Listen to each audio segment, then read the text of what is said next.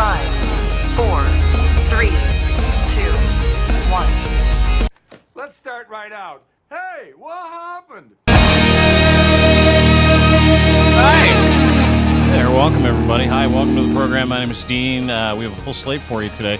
As always, brought to you by our friends at Easy Auto Financial. Easy Auto Financial is where you get a car and financing for free. The cars are free, the financing is. All turnkey, no obligation. Go to easyautofinancial.ca and sign up today. Also, our friends at Domination, people that love to help you do content and do it well. It's AI, saves you time and money. Go to dmntn.com today and check them out. And, of course, Ed's Fine Imports and his Gitch. Who doesn't want Gitch for Christmas? Promo code GITCH3 gets you a free pair. And you can look like a real philanthropist in the family this Christmas when you use the promo code edsfineimports.com. Clothing for men and boys. Ladies and gentlemen, let me introduce the crew. Please say hello to Chris Rook, our head of production at DeanBlundell.com, rookie.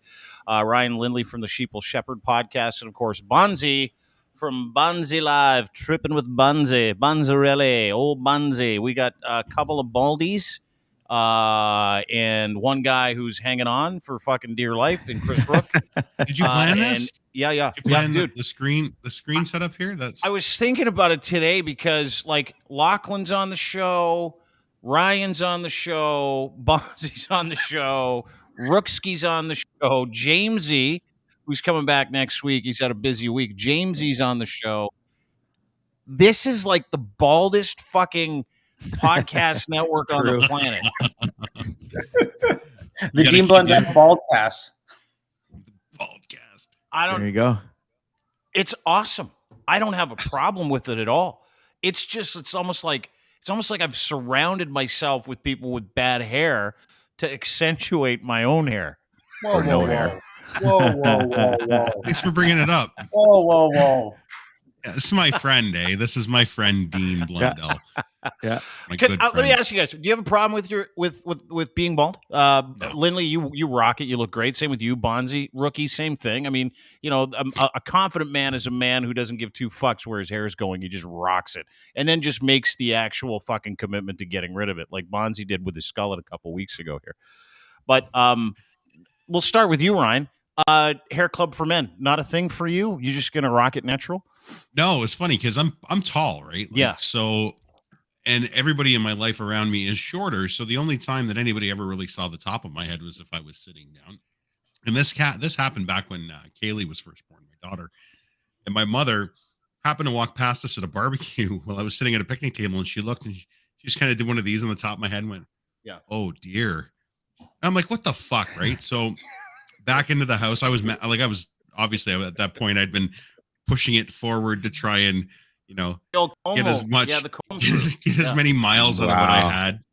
And not the comb over, but it was more like just a front thing. And I went in the house and I shaved my head at this bar. Like, it was a huge family barbecue, and I just came back out and I didn't say a word, and nobody really kind of noticed until later. And that I never turned back. It cost me $65 every like 5 years to replace my clippers. So fuck you guys that pay $40 for haircuts. Brilliant. I don't care. Yeah. Bonzi, do you care? You don't. Well, you did for a while because you had the skullet, right? You were doing the two-piece. That's what I call it. The hat with the skullet. It's the two-piece. I used to have a little nice circle going there, and I held on the to it for unicorn the longest patch. time, and it just got smaller and smaller and smaller, and I finally was just like, fuck, let's just get rid of her. So I shaved it Bonzi off. is our unicorn, really. It's true. I do. I will admit that there was time back in the day where I thought maybe the hair club for men wouldn't be such a bad idea, or I never went with a wig. That wasn't my jam, but I was thinking about, hair plugs or some sort of system to see if I could get her back. But a system. Now that I'm bald and shaved, it's gone and stuff. I'm really digging it now. Oh, fuck! You look awesome. You look like $1 million. You really You've do. got a good round head. Yeah, you got a nice fucking dome on you. It's all good. The hair plugs are a terrible idea, by the way, because they're good for like 20 minutes. And in 4 years, when the rest of it starts to migrate down to your ass crack, you have like cornrows of somebody else's hair fucking surgically implanted in your head. And then when you choose to get rid of them, you legitimately look like a chia pet after a while. And I heard they hurt like hell too to get. So that was another deterrent. So I was just like, boy. But boy. just au naturel. This is the way whatever made me. So here I am. Rookski, how you feeling, buddy? You're at the front end of it. Like you're and I got the fox ears going too. Like, listen, it's coming for me. I see hair all over the place. I'm not worried about it. How do you feel about it at 30? Feeling good. None of my family is bald, so you know what? I feel like this is just what That it is. doesn't My mean dad's hair shit. looks exactly like mine, and he's almost 60. Okay, So I so feel you like might I'm rock that immature. forever. That Yeah, just might exactly. be. Yeah. The Tampa Bay Like, Buccaneers and my hairline are running back. Both. Dean, your old man's got a full head, doesn't he? Fucking awesome hair. Yeah, Dude, he's got Jimmy a good- Blundell he's got a- has maybe the greatest rack of head you've ever seen in your life. No way. He's 70 years old. He has no gray hair. Doesn't dye it. Like, doesn't dye the hair. My brother, 50, same thing. Jimmy's 70, same thing. My mom, jet white like me, like totally Arctic blonde. But she was like that when she was 30. Yeah, but it's like part of me, because I got the white, right? You guys are the grayish Arctic blondie, whitey, whatever the fuck this is. But there's like this attraction to shaving it all off because of the lack of maintenance. Like, to me, that's the fucking, that's where you guys are going to win. Beautiful. Is you never have to go for a haircut. You just run the Bic every couple of days through the fucking skull. You get the dome nice and clean, and then you walk out of the shower. You've had a haircut. You can give yourself a haircut in the shower. That is attractive to me as a lazy person. Yeah. Like, it's super attractive to me. Like, I brush my teeth in the shower. Sometimes I'll take a dump in the shower. No, I'm kidding about that. Whoa. No, I would never do that. I would never do that. I pee in the shower. I brush my teeth in the shower. I do everything in the shower. So, like, the bald thing looks attractive to me. Yeah. No, I whack off in the shower too. Who doesn't? It's I cry in the the best place shower. to do it. You cry in the shower after you whack off? You can't see your tears. Yeah, that's true. I haven't whacked in a shower in forever. It's not my jam at all. You hold it over the toilet when you give it a go? Oh, couch. Yeah, he does. Wherever. couch over Fuck. the dog, whatever. Yeah. Couch, whatever. Anyway, you got lots of time to do it. You're coming back. Welcome to the program. Let's get to it, because Bonzi is literally in Los Angeles, and we had a 12-alarm blaze here at deanblundell.com yesterday, because I'm sitting down yesterday. I'm getting ready to eat. I made a steak, by the way. Made a really nice sous vide steak, thanks to Ryan's sous vide machine. It was delicious. And I'm sitting down, and all of a sudden I get this note from Locke, and he's like, because Locke's gone for a couple of weeks, he's like, you got to help Bonzi out. He's on his way to Edmonton. And I'm like, what do you mean help him out? He's like, he's fucking stuck. They won't let him get on the flight. And I go, why won't they let him get on the flight? And he's like, something to do with his service dog. So I blast WestJet a tweet, say, hey, fuck, I sure hope you didn't treat one of our employees poorly and not let him get on a flight. Because Bonzarelli was booked, bought, paid for, checked in. And at the last second, WestJet looks at this guy, WestJet, this Canadian airline extraordinaire, this group of people who are changing the way we do business. You know what they said to poor Bonzi? He's standing there with his fucking service dog all checked through, and they're like, we've decided you can't get on anymore because that's not a service dog. That's just an emotional support dog. Am I in the neighborhood, Bonzi? Is that kind of what happened yesterday? Because you're still in LA. Worst case scenario is you're staying with your kid for a couple of days. It's no big deal. You're enjoying some time. But still, it was a fucking 12-alarm blaze. I'm on FaceTiming you. We got the WestJet person on last night. It was like we were your parents for a while. I kind of dug it. That's exactly what I said to Ashley about the one message that you sent. You better be telling me the truth, Bonzi. Yeah. I was fucking dying. I said, look, Dad, Dean's here. Yeah. So, well, because I went out on a limb and I was like, hey, fuck, I'm gonna throw the full force of the weight of what we do behind this to get you home, because it was important to me, because I love you. I think you're a great guy and you work with us. But what happened? Like, take us through the short strokes. You get to the airport, LAX, getting excited to come to Edmonton yesterday. What happened? Yeah, so I go up to the Delta because I booked this on Expedia through Delta. Got a great rate. I was like, all right, everything's tickety-boo. I get to the Delta check-in. They're like, oh, sir, this is actually, it's through Delta, but through WestJet. So I was like, okay. So they're like, you have to go and check in with WestJet. So I go over to the WestJet counter, which, it's a bit of a hike. And so they take one look at me and they're like, oh, you have a service dog? And I was like, yeah. And they're like, who'd you book through? I said, Delta. You got to go back to Delta. They have to check in your service animal. Then we can check you in. So I go back to Delta. They're like, no, that's not how it works. I'm like, well, can you get your supervisor to go over there? Because I'm not going back and forth anymore. I'm staying right here until this is solved. So the lady was nice. She went over to WestJet. She sorted it out. She's like, okay, we're going to check him in with his service dog. then he can go over there and it's all good. So Delta was kind enough to do that for me. They're like, you're good to go. So I go all the way back over to WestJet. I go to the check-in counter, and they printed my ticket. She was about to have a service dog with you. I said, yeah, we just went all through this. You guys went back and forth. And she goes, oh, hold on a second. She gets on the phone. 10 minutes later, I'm not welcome on the plane. Not a service animal because you said he comforts you. And so because you booked through Delta, we don't allow dogs booked from another airline to come on our airline. I'm like, but you sent me over there to check in. Wow. Makes no sense. Service dog guy. What do you mean? Sitting here What do you like mean? I'm escalating. Yeah. So sorry. What do you mean? So just to recap, they tell you that you can bring your dog on the flight with you, which you are legitimately booked on, paid for, and checked into, correct? But you have to go back to the Delta counter because you booked it through Delta, and they need to check that first. So the Delta lady's like, no, that's not how this fucking works. Tell the idiot at the WestJet counter that they got to check it through. It's their flight. Is that correct? Yep. Okay, so then nobody Delta wanted to take responsibility for checking in the service dog through their airline. Okay, so you went and did that, and the Delta person literally came with you over to the WestJet counter and was like, okay, like we've checked him through. Here's his stuff. He's good to go. Help him out. And they're like, okay, great. And then they just turned around and said, you know what? We're just not letting you on the flight. Yeah, because she was on the phone, and then she said, oh, I have to ask you a couple questions. I said, go ahead. And she goes, what service is he trained to do? And I said, he's trained to keep me safe and comfort in my times of when I have anxiety attacks or panic attacks. Yeah. And they're like, oh, that's not a service animal, sir. That's an emotional support animal. I said, I know the difference.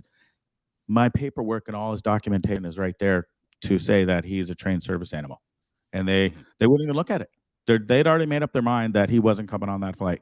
And they okay. So what's the difference between trained emotional service animal and trained service dog? Like, help me understand the difference, because to me, there's a lot none. of people like if you've got a physical disability and you've got a service dog, that's a disability. If you have a mental disability, which you do, PTSD, extreme anxiety, that's why you have an emotional support animal. It's the same thing.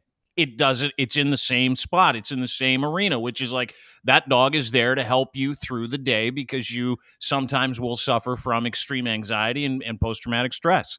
Correct? Right. Correct. Okay. So what's the difference? Yep. Emotional do you support have paperwork? is one that can be anything from a snake to a parrot to anything. And people were starting to take advantage of it. So about maybe a year and a half, 2 years ago, the airlines changed the rules where you are no longer allowed to bring emotional support animals on a plane. It has to be shipped below or some other form of getting your animal to wherever you want to fly with it, unless it's a trained service animal.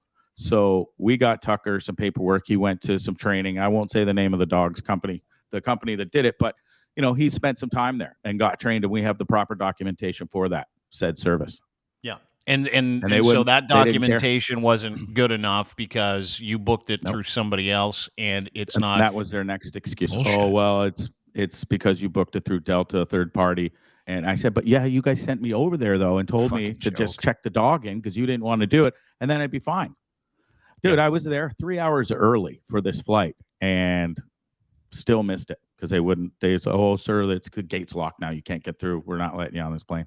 Well, first of all, you missed the flight because they just didn't have WestJet can't see to the humanity of helping someone who's suffering from PTSD and anxiety, and on top of it, probably fed into the PTSD and anxiety you have by leaving you fucking stranded. Tucker was up against my leg, like snuggled right in. That's what he does. He knows he calms me the hell down, and when I pet him, that really helps calm me down as well. And they were having none of it. And it's fine. I've flown this year. I just flew here from Phoenix to LA. No problems whatsoever. Filled out the proper paperwork. The people at the check-in desk love Tucker. And then I get to LAX, and WestJet just was beyond rude. And when I tried to reason with them, and I'm like, you're legit not letting me on this flight for what reason? Because it's, red tape between two airlines, and you're calling my dog an emotional support animal when I legit have paperwork in front of me to prove otherwise. He's got identification cards. He's got a certificate. He's got paperwork. They were having none of it. None of it. Like, sorry, sir. And then they wouldn't help me. So I had to go back to the Delta desk. I had to wait for the supervisor that was dealing with me. She came over. Luckily, she was nice enough to try and find me another flight that evening. It wasn't possible. And then they booked me for a flight on Saturday, which was leaving at 5. But then that would have been a little detrimental because my COVID test would have ran out, would have had to get a whole new COVID test. It's putting my son out for another, 3 days. He's got a life to live here. Doesn't need fucking dad hanging around. We had a nice visit, and I needed to get to Edmonton, and basically WestJet 100% failed me. Yeah, fuck did they ever. I mean, it's like, No kidding. if you can in that moment see the reason to do the fucking human thing, right? Like just the fucking human thing. Like you've got a guy who's completely booked. You told him to go do something to make sure his dog gets on the flight. He legitimately goes and does it. And even throughout all that, they tell you to go fuck your hat and leave you stranded in a fucking foreign country with a support dog that's helping you try to get through the thing that they actually fucking caused, which was another massive flare-up of your anxiety and PTSD. I was on the phone with you last night, and you handled yourself incredibly well. Let me just add that. So you get home. I had a couple conversations with some people at WestJet, a lovely lady named Mary, who was fucking zero help at all. You know what she said to me in a DM? It was great. She goes, we're waiting for him to call us. No big deal. They don't care. They don't give two fucks. WestJet does not give a fuck. Sorry, Ryan, go ahead. Yeah, no, I was just going to say, coming from the company that is like the king of virtue signaling about how good they are. All right. You figure they would take an opportunity like this, especially being out in the public as it was last night on Twitter, to do the right thing, to go above and beyond and get this fixed. Because like Bonzi said, all it was a red tape problem. It was not an actual procedural or policy problem. It was a paperwork thing. Mm-hmm. And the fact that they failed on that, I'm sorry, this isn't over. Mm-hmm. Yeah. I don't get it. They finally they did call me this morning, and I was waiting for the phone call. They did call pretty early, and we started to get this sorted out. And again, she felt pretty bad. The lady I was talking to, but then it came down to, again, I told her how, you guys called my dog an emotional support animal, which he's not. You refuse to look at the paperwork to prove otherwise. And can you please hold on for a second? And then she comes back and she goes, I have to ask you some questions. Same as at the airport yesterday. Same as on Twitter last night with Mary, who I had the unpleasure of talking to as well. And it's then displeasure, by the way. It's displeasure. Sorry. No, it's unpleasure. No, it's not. And they said, what service does he perform? Now, because I used the word comfort, and it was red flag. They're like, oh yeah, sorry, he's an emotional support animal. And I'm like, but he's not. You guys aren't paying attention. Just because I say he's comfort, he performs other services to calm my ass down. So I sent them another message after we got off the phone this morning, because she was no help. She's like, there's nothing we can do for you. He'll have to fly in a kennel. I'm like, no, he won't actually. So your emotional support dog is going to fly underneath the fucking plane with all the fucking luggage. Yeah, that's a good idea. Defeating the purpose of an emotional support dog. Yeah, fucking kill him. So yeah, exactly. Did you tell them that the dog was uncomfortable today when you rebooked? Did you tell them the dog makes you uncomfortable? Yeah. So WestJet, they are the service is brutal. From yesterday at LAX to the customer service on the phone through Twitter, who they're supposed to be there to do damage control. They put me in contact with the customer service this morning. The call, they were no help, and they still didn't want to take the blame. What'd you do? So I got on the phone with Air Canada. Was I looked, and they had some flights, not direct, sadly, to Edmonton, but we got a small layover. So I got on the phone with them right away before I booked anything. Called Air Canada. I spoke to this wonderful dude named Mike. We spent 2 hours and 15 minutes together on the phone, but he walked me through everything. He made sure we got the proper answers from everybody. He finally forwarded me to the medical desk, which I just sent forms that we filled out together and emailed before I got off the phone. And then within 20 minutes after that, Air Canada has pre-approved Tucker and I for flying tomorrow morning at 7:45. Oh, there you Dude. go. Yeah. There you go. Way to go, Air Canada. Not all There heroes you wear go. capes. Air Canada, heroes. Air Canada, heroes. Fantastic. Yeah. You know, I was thinking about it because after your story last night, we spent a little time on the phone and we were DMing back and forth, and I was fortunate enough to get the nod, get the call, the bullpen, lefty from the bullpen to come in and help out a little bit. And what I was thinking last night as I was kind of talking with the people at WestJet, talking to you, and then I had some time to reflect on it this morning during my morning reflection, Bonzi. During my morning reflection. That's why he takes it I dumb. was taking Don't a let dump. him fool you. Basically, yeah, totally. I was taking a big. Glad you were thinking of me at that time. Yeah. I always think of you when I'm in the bathroom. But anyway, I was thinking about you today, and I thought to myself, these airlines that got massive government bailouts because they couldn't fly for a couple of years in the pandemic, you would think it would be fucking super valuable to each one of them to go above and beyond for paying customers. Like to have paying customers go, you know what, I want to fly with you because you treat me like a human being. You allowed my emotional support dog to get on a flight with me on my way home during a pandemic in the worst time in human history. I'm going to keep doing business with you again. And you know what I thought to myself as I was thinking about that? Fuck WestJet too. Fuck them. If there's an opportunity to spend more money, because I have it, to spend more money flying with another airline instead of WestJet, just because of how they treated you, a man with severe emotional disabilities, on a flight where you were checked in. You were checked in. They told you to take care of your dog. You went and took care of your dog. You came back with the paperwork, and they're like, you know what? We just don't like you. We don't like this idea. She literally was about to hand me my ticket like this, Yes. and then it was like, Yeah, nope. not taking Oh, you it. got a dog? Nah, here's that Like, ticket do you know back. how We'll fucked take that is? Do you know how fucking bizarre that is? After It a really pandemic, like is. the restaurants around here are offering free meals to people to come in and try their meals because, like, let's get some business back in here. They're doing like tasting samples at the corner. They're doing all kinds of lovely things. These businesses and WestJet's probably got so much money that they don't give two fucks about you or your dog or human beings that use their service. So what they do is they tell you to go pound salt, stay in LA. We don't give two fucks because we don't care about human beings. That's what I get out of your story, that they don't care about the people getting on or off their flights at all. Nope. Like That's they how it don't went give down a and- fuck. Right? I'm shocking. picturing somebody. I'm picturing somebody that didn't have the safety net that Bonzi had with his son being in LA. Right. Somebody with anxiety with their dog being stranded in an airport in LA. Like I couldn't imagine. Like it's baffling. Yeah. It's mind-boggling. It's Ty was a great help. He was on the phone. He was trying to get see if there was other flights that he could help me get out with. Trying But to he's get like, you "God, the if fuck not." out of his house, dude. He was trying to get Yeah, you to leave. exactly. I'll do anything I can to what do get mean you out you're of my coming house. back? Fuck. Yeah, dude. I gotta lay some pipe, Dad. You gotta get the fuck out. That's what he was thinking. I am glad though that we have this platform to quote unquote like put this on blast. Mm-hmm. Yeah. If it was just somebody else, this story wouldn't be heard. So I'm happy that we do have this reach that we can put it on Twitter, write a blog, do whatever, do this show to let people know this happened. Yeah, and it happened to a dude that was in distress, right? Like you'd be able to notice if I saw a guy, if I'm working at WestJet and I saw a dude come up to me with a dog and all of his stuff and he 3 had a hours back and vest, forth.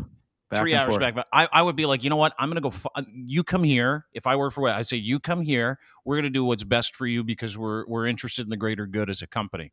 That's what I would have said. But clearly they haven't said it. And you're right. I mean, you've got recourse and some things kind of started to move because you've got a bit of a platform and you got friends that have some influence in certain areas, right? But like if it's anybody else, to Ryan's point, they're fucked.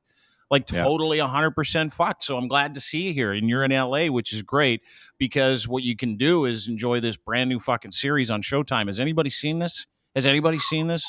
Fuck off already. This is maybe one of the great. Watch this. This is you guys brought it up to us, and it was funny because I knew you were in LA. I don't know how far you are away from the old Forum. I think they tore it down. No big deal. But if you were a fan of the '80s Lakers, the Lake Show, Adam McKay is putting together a biopic series on the Lakers that premieres on HBO, and watch the fucking trailer. We've got some news for it after, but watch this. There's two things in this world that make me believe in God. It's sex and basketball. You know? I'm sleeping. Her loss. I'm about to buy a team. I want to build something special, a real dynasty. But I need a partner. First pick, the 1979 NBA draft. The Los Angeles Lakers select Irvin Magic Johnson.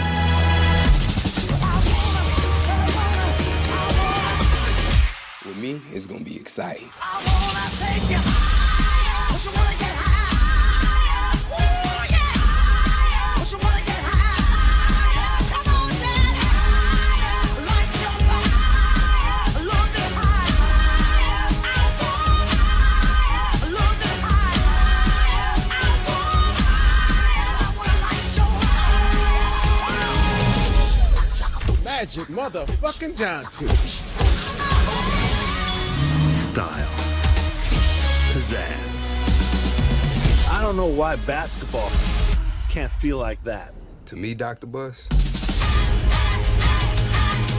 It's showtime! it do.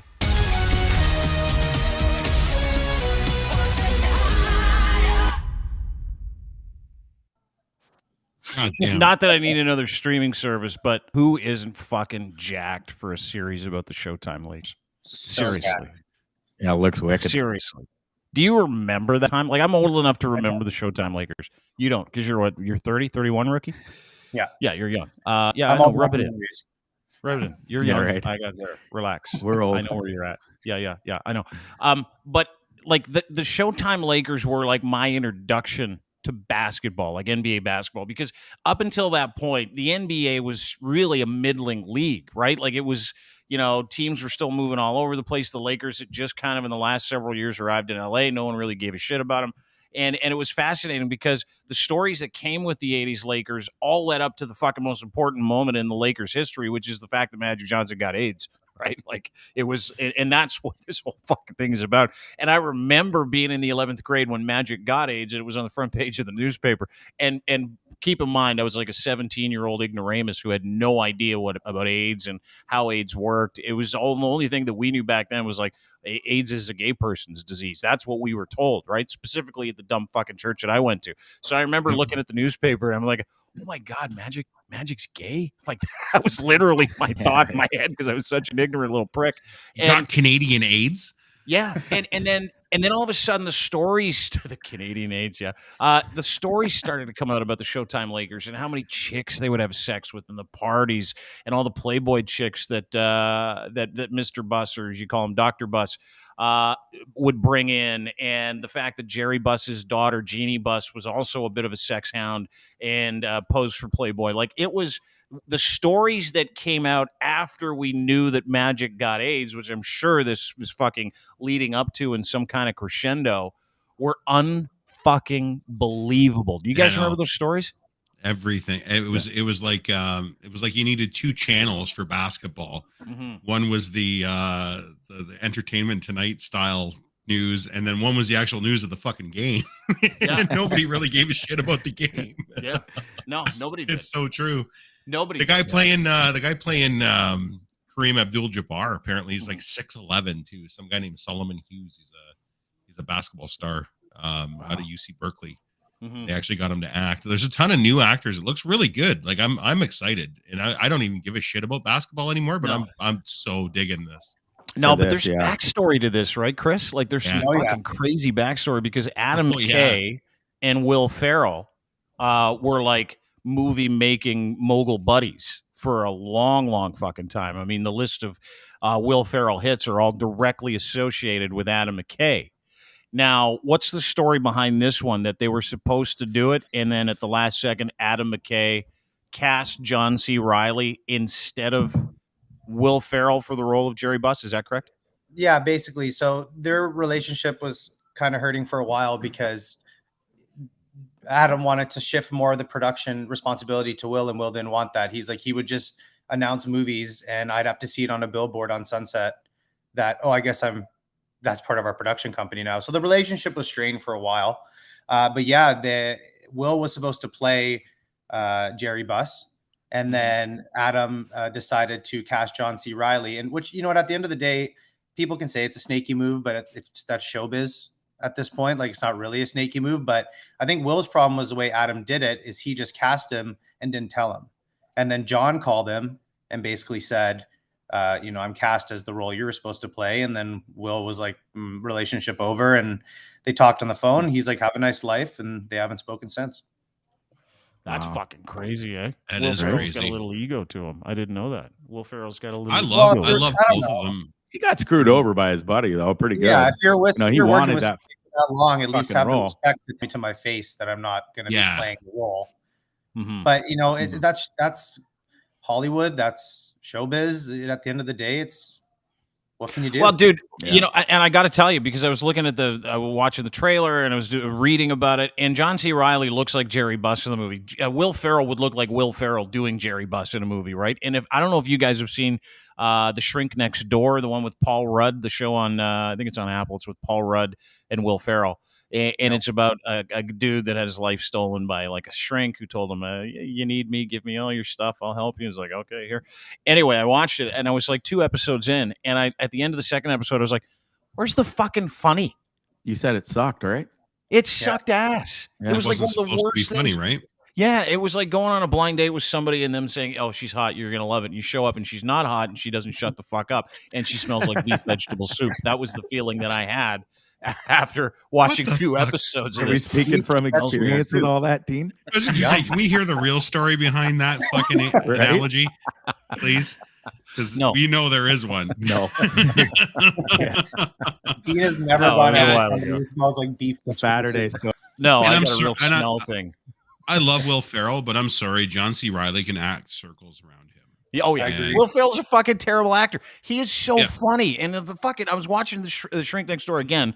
Terrible, just awful. Don't watch it. But I was watching the Shrink Next Door, and I'm like, don't go outside your lane. Like, why do you like? It's like Bill Murray. Remember when Bill Murray did Razor's Edge? If you're old enough to know who Bill Murray is, and you're like, you fucking, why would you do that? I'm not interested in watching you be serious for 5 minutes. Nonetheless, fucking 2 hours. And so the same thing with this. Like, I'm gonna watch this because it's going to be fucking incredible, right? Like, it's not a biopic, but I am going to sit there and go, when's John C. Reilly going to be funny? Is he going to do something weird? Like, at some point, is he going to do something weird? And I also can't help but notice the similarities between what happened in real life and what happened on Talladega Nights, by the way. Just wanted to point that out. Shake and bake. Shake and bake, baby. Where he stole Will Ferrell's whole life. Nice one, Chris. I think this character's based is going to be, he's so over the top that it's going to be like situationally and ironically funny. So he can pull that, and that'll soothe that thirst of yours to see him being funny, I think. Oh yeah, I think so. I'd love to see it. I mean, I want to see this, and I'm excited to see it because, there's going to be a lot of fornication and allusions to fornication, and it'll give you the backstory, because I was reading about it, and Adam McKay was like, listen, we needed to get this right because it's a big fucking story, and to tell the story, you got to be accurate, and there's a lot of sex in this. There's a lot of breasts. There's a lot of sex. There's a lot of nudity. I believe there's even penis in this. So there's something for everybody. Yeah, exactly. Exactly. I'm going to watch it. I think just to add Really just a little bit of salt to the wound, Will Ferrell's a massive Lakers fan. Huge. Yeah, he is. He's at like fan. every game courtside. You see him. That's just a little bit more salt. Yeah, I didn't even think of that. Just a little bit. Right. Well, 'cause who says no to? He's got clout, right? He's had funny movies. Nobody says no to Will, and he this one, and it hurts him. He's butthurt for sure. I think I don't know. I think we're doing a lot of projecting here. I don't think it's as devious as we're making it out to be. Like Will Ferrell's just like dropping, fuck this guy, drop everything. I think he's got a legitimate beef if he was literally not consulted by somebody that he's done so much work with, and there was a plan like already sort of, even though it was unofficial. It does warrant a face-to-face. Adam McKay did him a fucking favor, if you ask me. 100%. Everything Will Ferrell in that where he's being serious sucks ass. Like, I fucking can't stand it. Anything, and I love Will Ferrell, I really do, but I love him when he's himself. Like, I don't love him when he's trying to be somebody else. And I cannot tell you again. I don't know if I've mentioned it. The Shrink Next Door. Never fucking watch it for that very reason. You didn't say.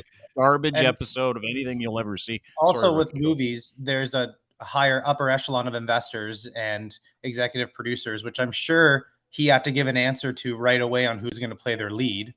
So maybe he didn't have time to consult Will. It had to be like, who's our lead actor? Well, it's John C. Reilly. Okay, book it. And then it was done. Like, HBO money is a lot of money. You're right. Exactly. And they want to know who the lead is. Yeah. You know who's not going to be in this Lakers show? Jussie Smollett. Juicy. Ladies and gentlemen, Juicy. See you, buddy. Good to see you. Yeah. There's a quick look, everybody. Have you been watching or paying attention to the Jussie Smollett trial? Jussie was found guilty on 5 counts of basically being a lying douchebag. If you remember back during the BLM protests, Jussie said that, oh yeah, I got attacked by some white guys, and they threw. I think he did say they were black. He said he got attacked by 2 honkies. No, he said he got attacked by 2 white guys. And this was in Chicago. Do you remember this story, Bonzi? Do you remember the Jussie Smollett story? It's starting to come back to me now, yeah. Yeah, I cannot call him Jussie Smollett anymore because of the Chappelle Sticks and Stones special. If you've seen it, it is so fucking good because he talked about the French actor Jussie Smollett. Now he's just Jussie Smollett to me. But Jussie was found guilty on 5 out of 6 counts of basically lying about fucking everything that happened the other day. Here are the charges. We're going to get some information here from Ryan in a second.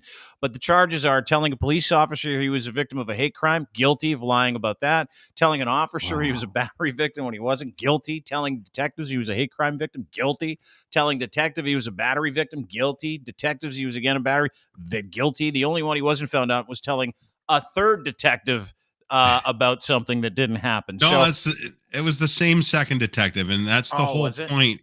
This was a district attorney that was out to prove a fucking point, and he did it very well, or she, I don't even know, but all of those could have been wrapped into one disorderly conduct charge, but they did it individually because he said the story to different police officers, and they used the statements and made individual charges, which they can do. Yeah. And the only one the only one that they found him not guilty on was literally the only one that he was technically a victim of, and that was aggravated battery, because he did actually get hit. Yeah. So they couldn't. I think they just kind of threw that one out with the bathwater. But yeah, he's looking at 3 years in prison and up to $25,000 in fines at this point. But yeah, it's who knows what they're going to give him. And they're also investigating him now to see if he actually perjured himself on the stand.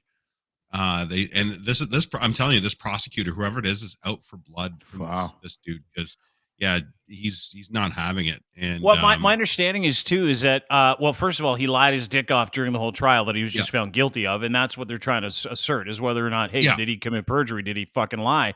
Because there are hundreds of text messages with the 2 guys that he got to commit the crime, so he was in cahoots with these 2 cats. See, and now let's look at this really close. Leave this up for a sec. Yeah, sure. Let's look at Juicie's face and the injuries that he sustained in this brutal attack. Juicie's face. And let's look at the small white dudes beside him that attacked him. Now, I'm not a forensic pathologist. No. At all. But I don't think that the injuries match. You don't think Jussie comes out of a fight with those 2 gigantic, jacked dudes from Nigeria with just a scratch on his face? I don't. But you know what those 2 jacked Nigerian dudes really long got? Nails. And this is, if I could have a second to talk to celebrities in general that want to pull fast ones and bullshit. If you've learned nothing from Jerry Springer, it's don't pay people with a fucking check. When you're paying them to beat you up. That's a $3,500 check that it's Jussie Smollett. Who's that? No, that's the wrong check. No, it's Jussie Smollett. You got to get Jussie Smollett's check. But he paid him in a fucking check. Who still has paper fucking checks is my question. Jussie Smollett. And who pays for Who pays? Juicy. I can't even. This is so good. Like Who this pays, is this. Who pays the it? hitman of their own hit in a fucking paper check? You learn. So it's in all the movies. You never have a paper trail. What the fuck are you thinking? Yeah, no, he paid him with a check. Juicy wasn't. Hi, It was, you know guys. what? I bet you Hi, it was so guys. he could Listen, cancel it. Juicy here. Just wondering if you guys are free Saturday night around 2 a.m. I'm gonna walk outside. I would like you I'll to be at the hang a noose around my neck, rough me up a bit, throw some bleach on me, and you got to run around in a MAGA hat. I'll give you $3,500. And they're like, no problem, we're in. You're gonna have to take a check though. Is that okay? Yeah, do you take a check? We're gonna have to clear it. Do you first. take checks? Fucking unbelievable, isn't Like it? And He's never going to fucking work though. again. Dude will never, No. ever, Oh my ever God, work no. again. I was Nobody reading will some touch PR him. stuff. No, because he's just such a piece of shit. Like, he just fucking made up this whole thing in the middle of a fucking heated BLM movement all across the world. And he's like, they got me too. And you're like, no, they didn't. And when it came out, you were like, there's no way that that's fucking true the second it happened. The best part of this whole thing is this video that Ryan sent me today. Oh, This is fucking awesome. Walt Disney. What are we watching here, Ryan? If you could describe it, that would be great. So this is the body cam footage of when the first responding officers came to the complaint, and the person they meet in the lobby is a cat by the name of Frank Gatson. And Frank Gatson is Jussie Smollett's creative director, but he's also his uncle apparently. And this guy's got quite the resume. Like, this guy's not just like, hey, I'm Jussie's uncle, and now this is my new job. This guy's like worked with Rihanna and like I sent you Beyonce. Yeah. This guy's got some cred. And the acting you're about to see in this police body cam footage is, you know what? Put him in this new Lakers show as well, because he's great. It's fucking unbelievable. Watch this. He's like a star. He works on the show Empire, so I think he doesn't want that to be a big deal. You understand what I'm saying? Okay. Okay. So,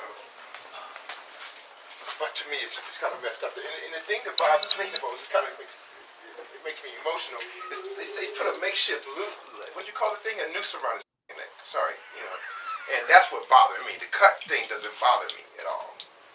If that makes any sense. Did you see this? No, I didn't. He just came up to the apartment. He walked into, I guess he came in through the front door. I'm sitting there waiting. Do you guys live together? Or? No.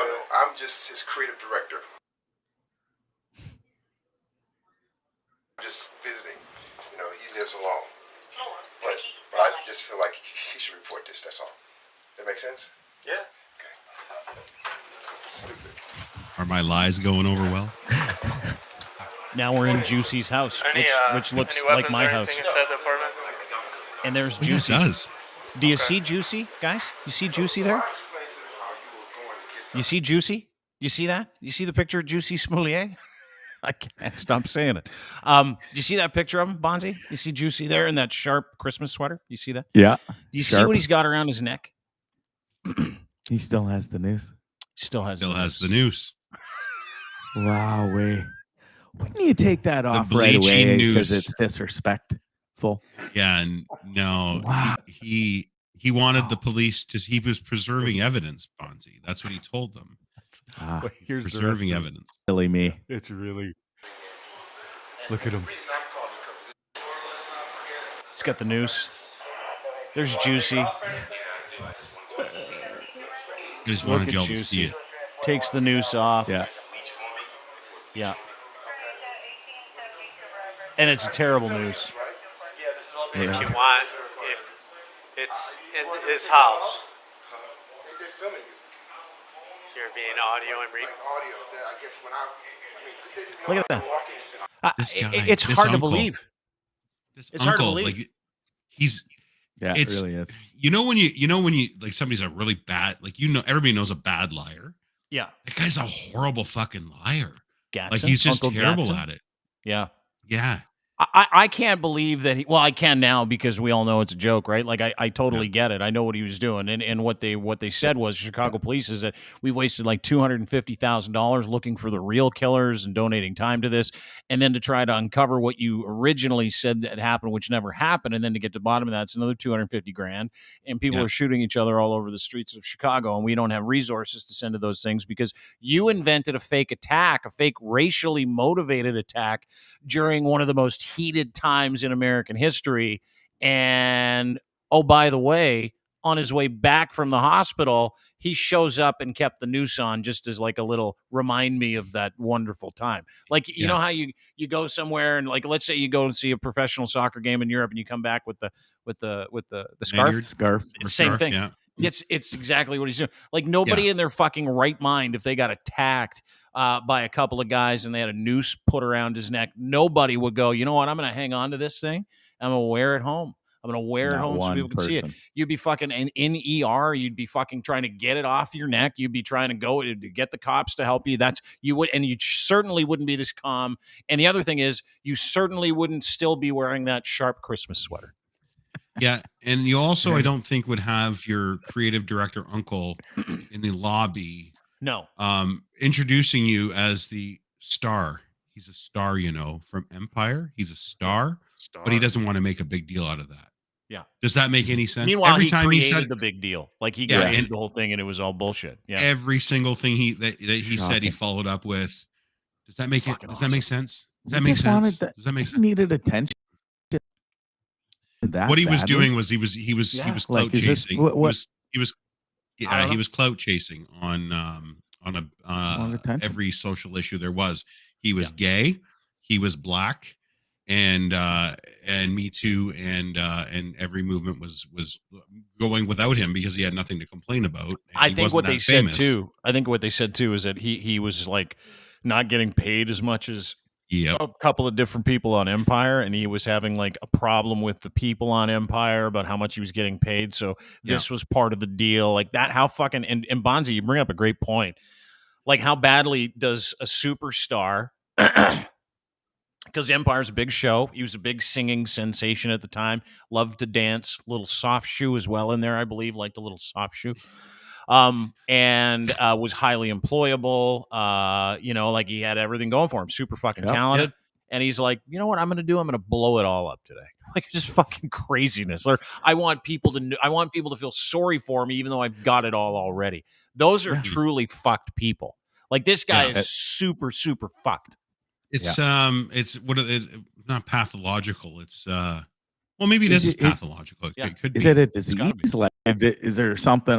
He's not firing on all circuits, or is this just something that he's just one of them? Like, who in their fucking right minds invents a racially motivated homophobic attack that's totally fucking racial made up homophobic, and then pays guys for it with a check? Yeah, comes out with a strat. Fucking, who does that? Can you put the check up again really quick? Oh fuck yeah, it's so good. Who is it made out to? What does the reason say?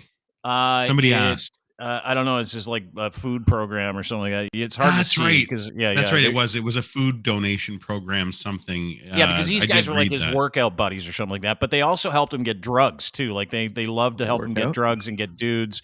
Like this one here. One guy, Jussie Smollett's like, can you get me 4 Molly pills? Yeah. And the guy's like, I sure can. Like that stuff. And there's another text exchange with him where they were talking about getting Jussie a massage guy. And he asked him, like, how was the massage guy got you? He goes, great. He's over here S-ing my D right now. Like, these guys knew each other and knew each other for a long time, helped each other. So Jussie's defense, which was a total lie, was him going, oh, they were just helping me with my workouts. That's why I paid him the money and stuff like this. Like concierge is like a person, like the concierge, full service concierge. He get you a massage, get you Molly, and get you the shit kicked out of you. I want friends like that too. Guys who do anything I tell them to for $3,500. That's my D. Yeah. Wow. Holy shit, there's another bald guy. Ladies and gentlemen, first welcome, Brad. Responder, upload delay, joins us. Brad Hopper 14 on Twitter. Bud? Welcome. How are you? Good to see everyone. Yeah. Good to see you. Good to see you, bud. Lindley, I still owe you that check. Yeah, don't let me forget. Okay. That was a great pod this week, but I sent it in the mail. Yeah, yeah. I'll believe that when I see it. That's Dude, right. Yeah. Is it the check that you're writing Ryan to put a hit out on you? Is that what we're talking about? Yeah. No, it was for me to fake a pulmonary embolism to get him a good show. We had a really good show. Yeah. Yeah, you did. You had Ashley on your show too on Offload Delay. How's it going? How's the podcast? It's going well. It's keeping me busy. We had some technical issues, but ultimately Rook and Ryan got me through it here. So simply one little switch in the wrong spot, and suddenly shit goes south. But we're good now. You sound like $1 million. We're rolling. Yeah, I got that filter on, the Lindley filter. Yeah, you got to get the Lindley filter. Were you having tech problems like the kind where you're like you throw your hands up in the air and go fuck this? Well, it was all self-induced. I'm telling you. Yeah, exactly. I'm at the age group, right, where tech is a little intimidating at times. If it doesn't work the first time, it's broke. Yeah. But the last time I was on this pod, I was having a hell of a feedback, and I could hear myself over and over and over again. But I actually had your pod running on YouTube in the background while I was on your pod, so that was just a total brain fart on my end. That's but I'm okay. learning. That's it. It happens, dude. I love it. If you haven't listened to Brad's podcast, it's a great one. It's for first responders, by first responders. They talk about mental health. They talk about wellness. They talk about COVID. They talk about support for first responders, and you've done a fucking great job. Brad, for anybody that doesn't know, came to us just via Twitter, and we started a podcast with him called Offload Delay. Go and download it if you're a first responder. It's fucking great. But I want to talk to you about a couple of things because it's always great to have you. Great to see you. Needed more bald guys on the program today, which is awesome. So 3-1. I just shaved before the show, boys. He's got the Canadian tuxedo on too. That dinner jacket's really nice. It's, looking fucking handsome, bud. Yeah, you look great. This is a tough crowd. I got to fit in somehow, fellas. Well, all the filters on. You're doing just fine. You're killing it. Yeah. So I want to talk about a couple of things because as everybody knows, we're still in it's pandemic time on the podcast, by the way. We did a really good job for like 52 minutes staying away from anything pandemic related, which was like fucking jerking off to me content wise. Like it felt so good. Yeah, it was really nice. We talked about Jussie Smollett. We talked about other things, Bonzi not knowing how fine print works, which was okay. Yeah. But I want to talk to you about this because you're a first responder. You're the person that comes on the scene, and I'm a little ticked off because I got this email on the weekend, and this is going to springboard us into the conversation about rapid testing. Now, folks, if you've been hearing about rapid testing, here's the explanation. And let me get to this email first. This is from my son's school. Dear parents, guardians, November 18th, 2021, the government of Ontario announced the Ministry of Education will provide public schools with rapid antigen testing kits for all students in Ontario. The ministry stated schools will be required to ensure every student is sent home with a rapid antigen screening test when leaving for the winter break in December. These are tests that will determine whether or not what you're feeling is COVID or not, right? Like that's why we're so up in arms about tests. We want to get people tested. We want to see where they're at. We want to see the pathology of how they're feeling. We want to get it early. Now, why I found that interesting is Ontario is sitting on 32.5 million rapid antigen tests. We've given out 9.5 million. We've been given by the federal government 32 million. So we're sitting on about 21 million rapid antigen tests. Correct. Now, this email to me from my son's school struck me because I thought to myself, is Doug Ford that cheap? For two reasons. One is these are free tests and he's just sending them to central locations for people to give out. Two, is he really using our kids as antigen test delivery boys and girls? Is that what's happening? Like, is that what I'm reading there, Brad? Sure, absolutely. Like, is that his delivery of rapid testing? Is sending our kids home with 5 of them? Like, is that to me was like, holy fuck. Yeah. Are you serious right now? Instead of sending them to us or making them available for adults to go and pick up. My kid forgot his shoes at school the other day. You tell him he's going to bring home 5 rapid antigen tests from school? He forgot his coat. He forgot his boots. Like, we've been back to the school 54 times in the last 2 weeks. Like, is that really Doug's plan? Is like, send them to the schools, and hope they get home to the parents? I think you're a little generous, Dean, to say that Ford has a plan.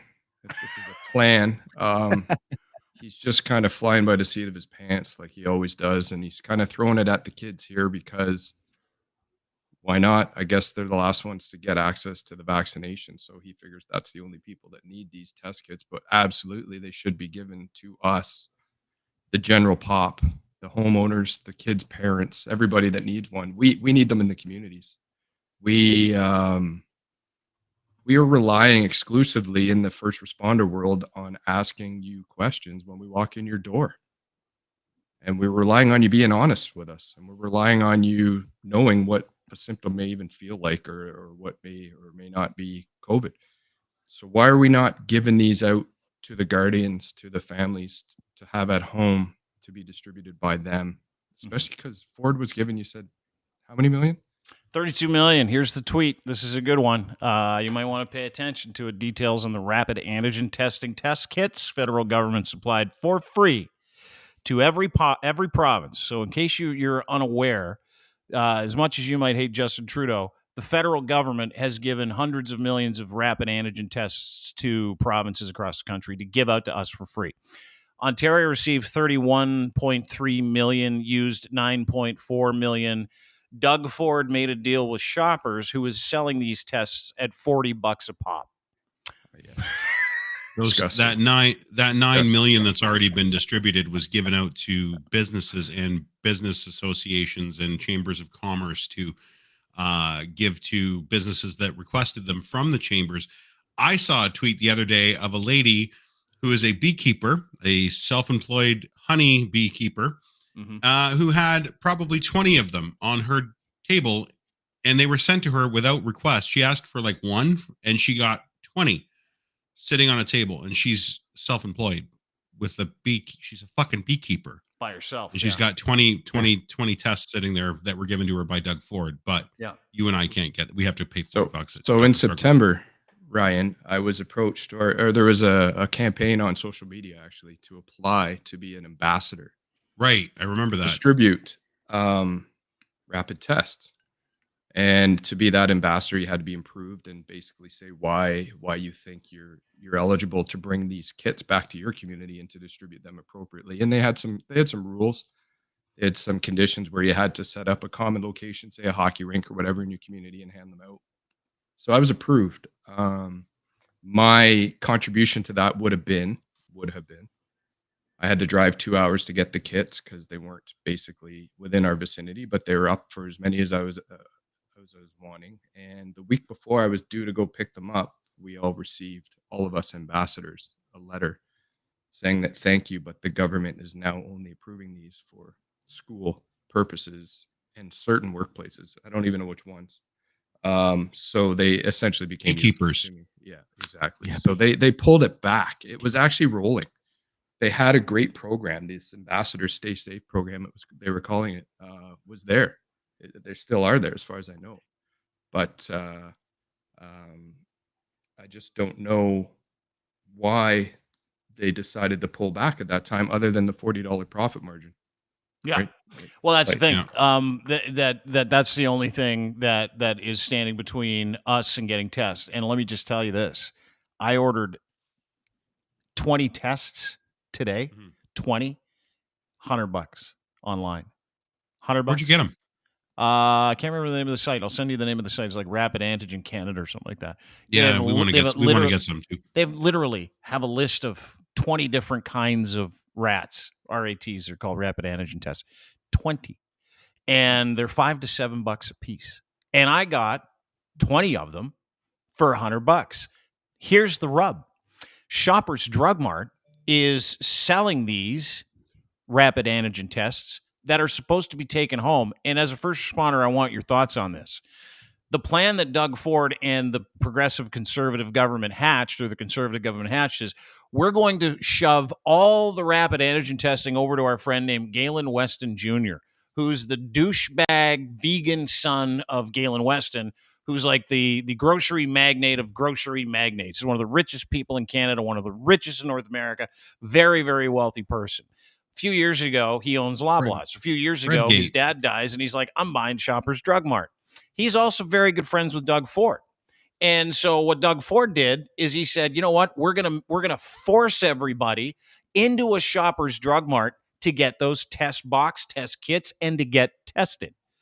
Does symptomatic or not, Brad is a first responder. Does any of that make any fucking sense to you whatsoever? Not from a medical side. Sure does from a wealth earning business perspective side. Why not from a medical perspective? Like, what is wrong with that whole fucking plan? As a first responder, as a guy with his master's in sciences, what is wrong? And that you can poke holes in. Well, let's call cross-contamination. Let's talk about cross-contamination first and foremost. If you're walking in a door getting a kit by somebody who's in there to get a test, you're obviously thinking maybe you should be a little more cautious. Maybe you should be isolating. Maybe you should be away from other people. And now you're encountering people that are also wondering if they're getting symptomatic, if they're going in for their tests. And you're also in there with these general customers who are now, you're vectors is what you are. You're a vector for these disease transmissions. You're putting all of the bees into one hive and you're letting things go rampant. And it makes no sense to me other than a profit margin. It makes no sense to me why you even have to go in the door to that Shoppers. If they want to use Shoppers and they want to make their profit, why do we not have it at the front door? Why do you have to go in? Why are these I don't know. I don't know the process. What made Shoppers the gatekeeper? Do we know that other than the friendship between money? Yeah. But is it the friendship? Is it the friendship between? It's a strict business. It's the donations that Loblaws and Galen Weston Gives Jr. the conservative government. Yeah. So what are the other pharmacies thinking? How is this fair business competition if we go from that perspective? They're private healthcare lobbyist from Shoppers Drug Mart works for the PC government now. Works right in Doug Ford's office. Like the tie-ins they're so on the front. They're on fucking Front Street. They're right in the window for all of us to see, and they don't care. They don't care that we see it. Nobody says a word. No media doesn't ask a question. Why are we limited to the free kits? Was there not a budget amount that was not spent in our province? No, or COVID there was relief? A budget for it, $9.5 billion, and the federal government shipped Ontario. They've spent none of it, but lost $4 billion somewhere. So why are we only relying on free kits? Why do we not have unlimited kits? Why are not we sending Doug Ford's these a out? dumb cunt. That's why. Right. Because he's a fucking piece of shit. That's why. Yeah.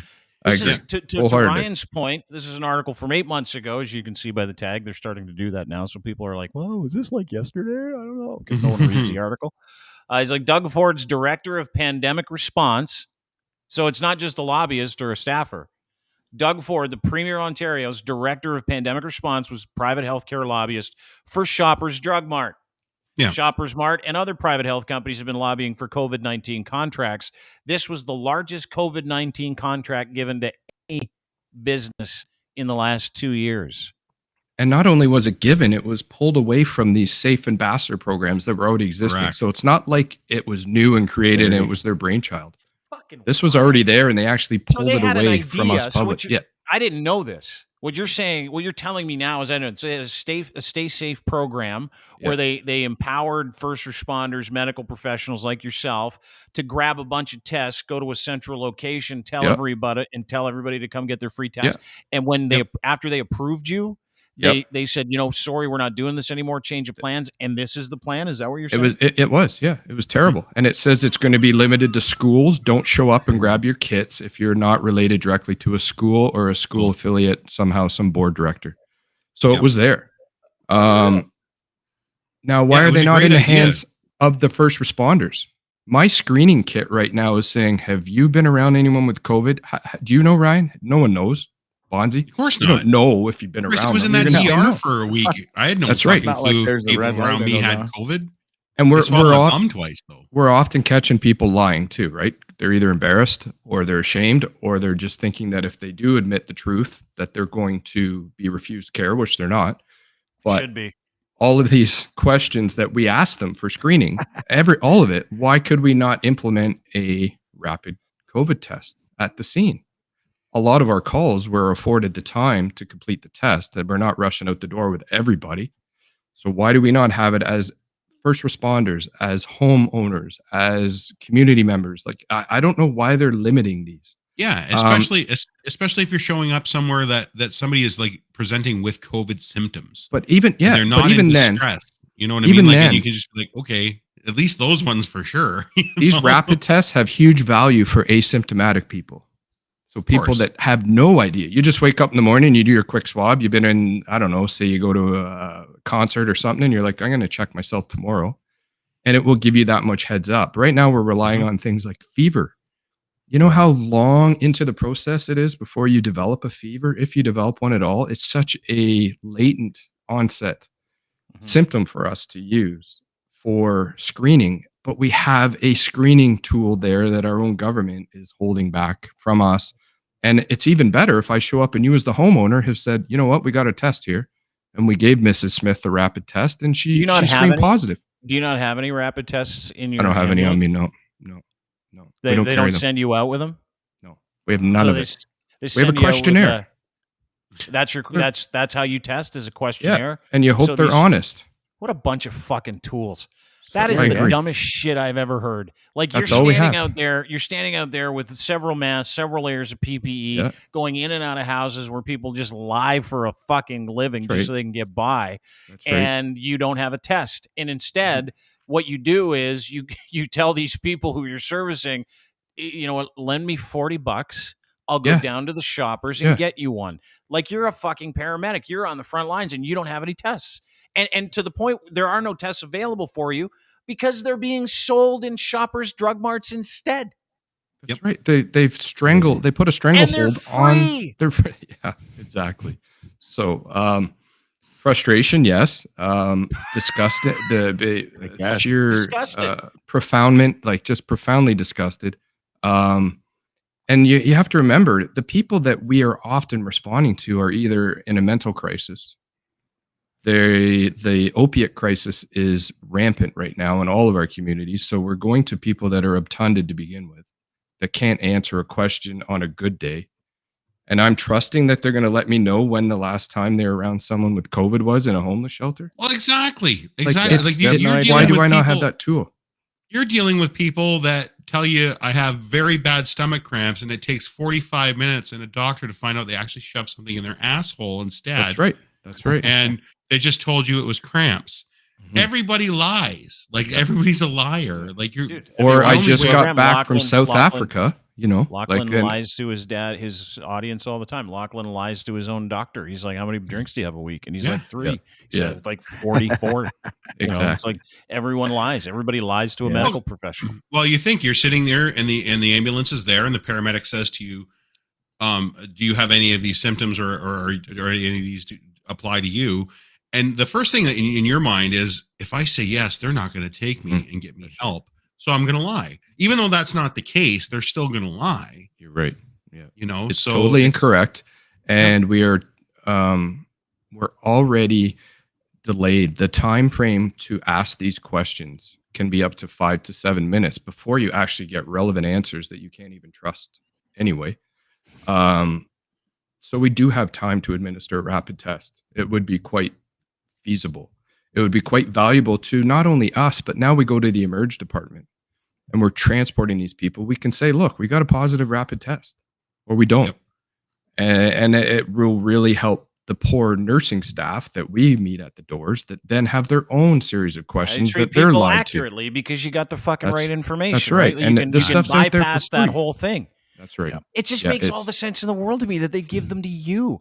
And not just that, fucking send them to people across the country. Like, you can literally send us census forms.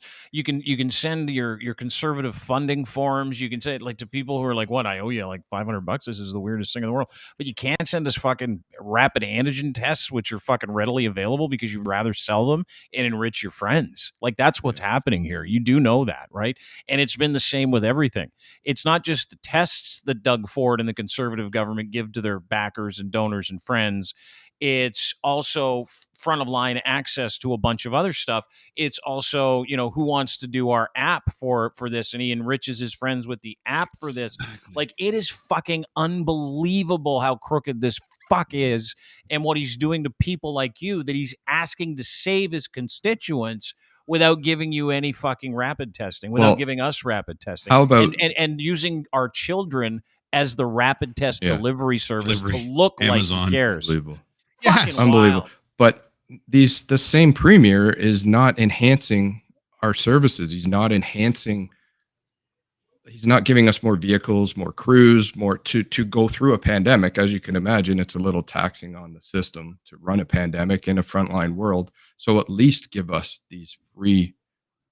more tools. We need more tools other than the tools that we've elected to run for us. We need actual hands on tools that we can use to help treat people and protect ourselves and protect each other. The real piss off I saw was, did you notice the slow burn to do like the goodwill campaign on behalf of Shoppers Drug Mart when they were giving out the menstrual products? They said, "Oh, we're going to give free menstrual products to every school in the province, and we're going to make sure." Like, it was a big, a hug fest for the Ford government to announce that Shoppers Drug Mart was doing this. Not just Shoppers on their own; the government had to announce it, and then all of a sudden, it was a foyer, it right into what we're looking at now. It was almost like it was to soften the blow, because they knew that this backlash was coming, and they don't care. But they just don't care. That's the worst part about it, is they don't care about the backlash. They don't care that 80% of the population knows what's going on, and they can see it. Like I say, it's in the fucking window. They're doing this, and I regret now ever complaining that Ford was missing when we needed a leader most during the onset of this pandemic. I actually complained. I said, "Where's our leader?" Then he shows up and does this shit, this business pocket filling partnership, friends and behind the scenes. And I'd rather he just stayed away now, and just let us at least fumble our way through this best we can. At least maybe those kits would have made it to. I would at least like to see them in the homes. It would be tremendously helpful if we show up to a home. Oh, they'll get there. They'll get there. It's hit and miss for teachers, even. Well, some teachers or at got least them, some didn't. Well, I mean, not even the homes. Let's get them in the ambulances and these fire trucks, the first responders, when they're showing up first and they have a questionnaire. It's just disgusting. And let me tell you, Bonzi, that questionnaire has changed every week. So we don't even know if we're asking the right. Like, the shits used to be a symptom of COVID, and now it's not. Now it is. Now it's not. No, we really don't know. How AMBOs don't have those on board already is just beyond me. I would hope so.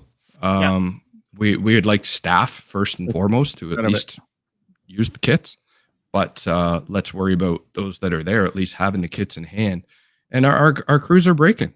Our system's failing. The frontliners are burnt out. You see it in the nursing world all the time. My colleagues, I'm seeing very good, very talented, senior, experienced medics out there that are crumbling, and they're crumbling because of the system. We talk a lot about mental health in this job, as far as the calls that we get to, and what we see and what we do and what we experience. And now most of our mental health is coming from the employer or from our government, and the lack of support. It's what's crushing us all. You mean the decline in your mental health is because of the people that you work for? It's for the government. Thank you. It's for the people that tell you what's. Have you? Because we've been talking to you for a while, maybe about a year, and you've been great with us. Your content's been awesome. I notice with you more consternation just in our exchange today. How's your mindset? It's burnt. I've started to see someone now. I had a guest on a little while ago who was an advocate for mental health, and she experienced some tragedy due to mental health in her family. And she wrote a book about it. And part of her recommendation was to seek regular before it's the onset of the symptoms, just going for like a regular checkup with a specialist. And I've started to entertain that because I'm feeling it as much as everybody else is feeling it. And I think we take care of ourselves physically. We take care of ourselves that way. A bunch of us will go to the gym, or we'll eat right, or we'll try and but we don't worry about our mind. We let the mind suffer. And I'm feeling it now. I'm having a hard time most by not being supported, by seeing my powerful, strong, talented colleagues just getting shit on day after day after day. And they're crumbling. And these are the pillars of these emergency services. I'm not just talking about the one-offs. These are like the foundations that have been there over the years. And that to me has caused me to lash out a bit. And it's caused me to respond to management on behalf of my colleagues. And right now I can't say a whole lot about it, but I'm probably up for a little bit of discipline in the near future, just for apparently a letter I wrote. Yeah, and boy. if not making waves, you're not doing nothing. Yeah, exactly. But I'll tell you what triggered a bunch of this was colleagues, not new people, not inexperienced people, directly writing our management directly with an open email to everybody, admitting that they were struggling, like literally like spilling everything to their colleagues and to management to say, we need help. We are so short-staffed. We are so burnt out with the pandemic. We are so struggling. And we are so tired of hearing, well, we're looking into it. Well, we're going to figure this out. Well, here's a website. Go look that up. It's like, you know what? We've been fucking going through this for years. Me around 20 years now. I've figured out a way to cope. I no longer need just to cope. I need support. So I stepped up and I penned an open letter to management, because they're always telling us, you know what? We have an open door policy. You can say well, that's not true. It was written very methodically and very matter-of-factly and to everyone. And apparently now there's going to be some muting going on. So I'm about to be muted, and it's going to be a good fight, because I'm not. What do you mean muted? What do you mean? Well, they're going to suspend me. That's the word I got. They're going to send me away. Job? Yeah, as a medic for speaking up on behalf of my coworkers. Because of the letter, or because of the letter? Like because of the letter. Stuff? No, because you wrote a letter that they asked. Because I wrote a letter where they say they have an open door policy, but apparently it may have been a tone issue. I can't get into the details because it's kind of before the courts as we speak. But it's my word against theirs as to basically what the tone is appropriate. It's tone. There is no insubordination. There is no inappropriate language. It was just matter of fact. You need to do this. Well, unfortunately or fortunately for them. Yeah, exactly. From what I get out of it is that, frustrated, you're a sounding board because you're a senior guy and as a medic in your field, in your area. You then take up your PHU on the idea that they have an open door policy. Hey, listen, Brad, if your people are struggling and you're a leader in this department, let us know. So you're like, okay, here's a letter. People are struggling. Here's what the deal is.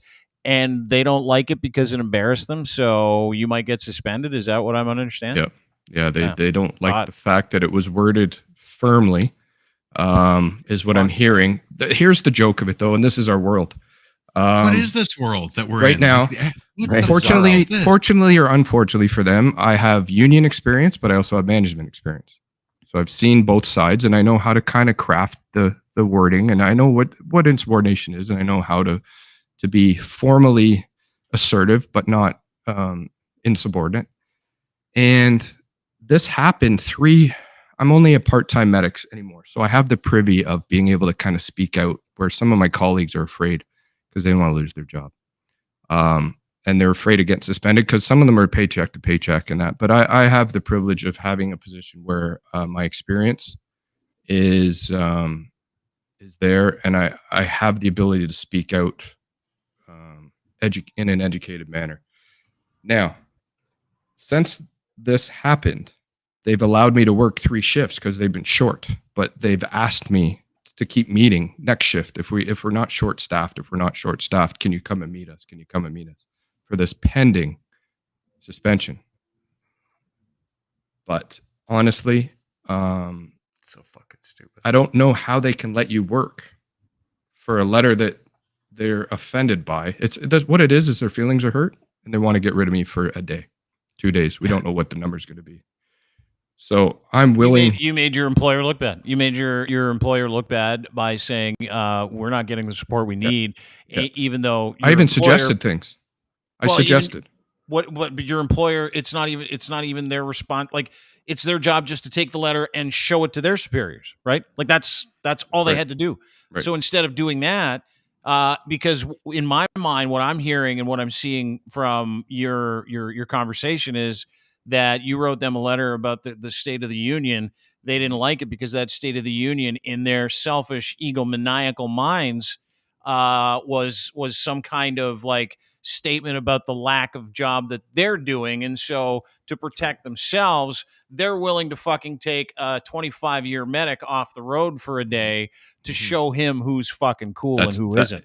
Bingo. Yeah. And that's it. So I'm willing to take the bullet for these colleagues of mine. I'm willing to do it, but in this unionized environment, you know how it is. I have to take the punishment as it comes, and then I fight later. Mm-hmm. So we'll make a good fight out of it. It's going to be interesting to see how far they want to take this.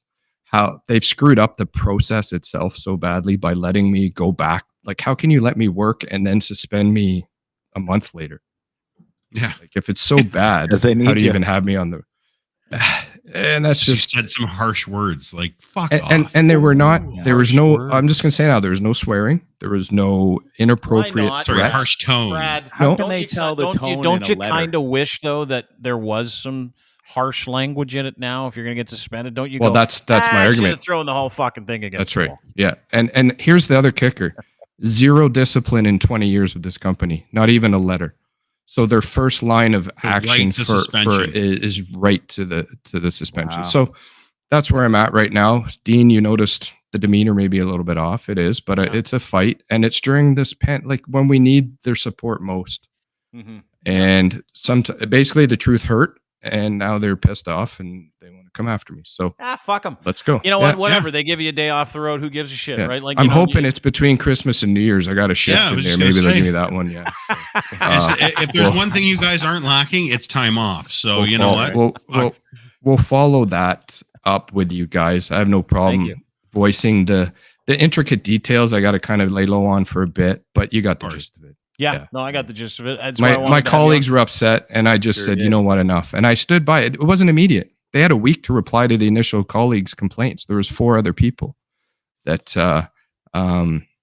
lashed out first to say they were hurting, they needed help, their family's struggling, they're suffering, the pandemic's getting to them, they need more help. And finally, after a week of not hearing from management, I was like, you know what? This is going to be, put your seatbelt on. I'm going to tell you some reality here. And I just let it go. Yeah. And that's whatever. It's because you're a leader, right? Like that's why you did it, is because you're interested in the greater good. You're interested in people. You're interested. These are good people. These are good individuals that are out there, and they're just all getting crushed. First responders are. And you know, we celebrated them when we first started the pandemic. Remember sitting on the balconies and we're banging our pots and pans and we're doing the yay, let's go. You know, and it's like we've kind of forgotten. You know, we've forgotten that they're still out. What happened to pandemic pay? What about that? Did you not get a big bump in pay from Doug Ford? Well, we had a little surge we had to fight for it, paramedics, because we weren't included initially, but they took it away. It's over. I don't know how the pandemic pay just goes away. These poor PSWs. We had 1,423 cases today in Ontario. 1,423 cases. And our region is leading much of the province. It's bad. And then we just got word today that there's cases now within the service with the workers. Is it really? So it's spread. Yeah. It's because you didn't have any tests. You know why? It's because Galen Weston Jr. has them all, and he wants $40 for them. Yeah. That's and why. We're going to houses now, and we're going into rooms in the place. There's one residence in our area that really pisses me off. There's 6 individuals in there, and they were all not vaccinated, the whole family, and they are as you would probably picture them, Dean. You've described them quite well. Yeah, dirty, disgusting. Yeah. The dirties. Yeah. That's what I call them. I call them the dirties now. I don't even have a name for them. Domestic terrorists. Those are the ones that run around acting like douchebags. The people that just don't get vaccinated and don't give 2 fucks and just live in their own filth. They're just called the dirties. They're willing to call us every day because they don't feel well. They need an ambulance. They need the health care that's working conveniently for them. Yeah. And putting me in that house over and over, and my colleagues, we got to keep showing up. We know they're COVID positive. I mean, we don't need the kits for these people. They go to the hospital and they're sick. They don't get it. That's the way it is. That's what they signed up for. And that end of it is really getting tiring, because now it's crept into our workplace. Mm-hmm. If we expose ourselves enough, we're going to end up having to have it at the workplace. And so now every day you check your email, wondering if you're on the list, if you've been exposed. So, yeah, Omicron variant is making it even worse now. Like, Jesus Christ. Yeah. I don't like coming on the pod and being the Debbie Downer. Well, you were every fucking time. I know. So we need to talk about bum things. What's going on? Hold it, fellas. Talking about bum things. I did tell our friend Brad Hopper that he's not leaving this program without at least one bum story. Yeah. He's been. Listen to this. This is my favorite part about Brad. In the network, we do a lot of show hopping. Like we'll hop on each other's shows. And one thing that everybody always asks Brad, and I got to give him credit, he holds it close to his heart. He says, "I'm not giving up the bum stories. Those are for Dean's show. Those are our stories. Does everybody ask you about bum stories too?" And they say, they want to know every show. Every show he does. Yeah, I don't want to know about anything graphic. I don't want to know about anything dark. I don't want to know any of that stuff. You know what I want to know? What did you find in someone's bum? Christmas edition. Christmas edition. Well, you got to put on a little Christmas music. Because it's the holidays, I got a double whammy, boys. Thanks, buddy. I got a double whammy. Stocking stuffer and a gift. So got a stocking stuffer. Yeah. All right, I'm ready. Most recent one, we have some local community jails in our community, nearby, and we respond to the jails quite a bit for whatever reason. But this individual, that's why. Yeah, even bad people do it. Oh yeah, and they do it to try and get a free ride to the hospital, right? So sometimes they think it's the ticket out of the cell for the day is to shove something up their ass, other than their buddy. And the latest trend, if you can imagine, is stealing the fire head sprinklers out of the cells and then shoving those metal star shaped. Yeah, they look like ninja stars. Dean, I just sent you one. The last guy I picked up had 3 of these. I DM'd them to Dean. Shut up. 3 of them in line, and he didn't bleed. He did not bleed, right? Yeah, so they're the you know when you're in a hotel room and they got those wire archaic things you often want to hang your clothes on when you're sitting in, or yourself from, depending on the hotel. Exactly. Yeah. So the latest one was 3 metal sprinkler heads with there they are. Oh. Yep. Thank you, Dean. 3 of those. Right up the old now. Oh, it's like a roto-rooter. Yeah, okay, but hold it. You see the red in there? That's like, is that not mercury? Is that not poisonous? It was mercury once upon a time. There's definitely an agent in there of a chemical kind that will melt and activate the sprinkler with a heat points reach. But yeah, there could be mercury in there. There could be chemical. There could be whatever. But I'm more worried about the disc of spikes at the very end of that, and how you get 3 in. So, well, you force them. To make it even better is once they remove these. Bleeding, right? No, but once they remove these, it triggers a pressure drop, and quite often we show up and their sprinklers going off because they've removed the mechanism, which is this, to stop the water flowing into the cell. So now the poor guards got to go in, and we got these. But this is actually quite common. This is quite common. It's a common prison method to get a school road trip for the day, to try and get out to the emerge department. And they really have nothing else they can put in their bum? Like, quite often in those cells, there's not a lot, right? They often don't even have laces with them or anything in their shoes. I'm always amazed at the ingenuity of guys in jail. Like, but you have a lot of time on your hands. They can make wine in the toilet. Toilet hooch, yeah. Toilet wine. But I'm worried about what I eat sometimes, because I'm like, yeah, that could be uncomfortable. I don't know if you want to eat. And these guys are hooping metal sprinklers like it's nothing. Unbelievable. Now that is awesome. I can't. Like, I would never think to do that. Like, if I was a criminal, I would never think to look around. What can I shove Toothpaste in prison too. It's another one. They like the tubes of toothpaste. What do you like, the whole tube, or they just just the whole tube. They'll just squeeze the no. That's too easy. Okay. Yeah, they're trying to make themselves the dispenser, Dean. Yeah, not the So, oh god. Yeah. The other one is a little more graphic, but it's a reversal. It's actually the one time I showed up. The one time. Yeah, one time.